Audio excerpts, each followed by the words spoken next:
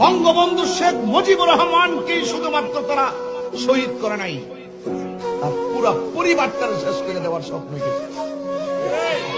যেই লোকটা দেশ স্বাধীন করলো, যেই লোকটা ডাকে 30 লক্ষ মানুষ জীবন দিয়া দিল দেশটাকে স্বাধীন করার জন্য, সেই লোকটাকে তারা শহীদ করে দিয়েছে। এরপরে দেখেন ছোট্ট বাচ্চা শেখ রাসেলটারও শহীদ করে দিয়েছে। তার মানে বোঝা গেল এরা পুরা বংশটাকে শেষ করে দিয়েছে। এমন মীর জাফর যুগে যুগে ছিল, কথা কোন ঠিক না?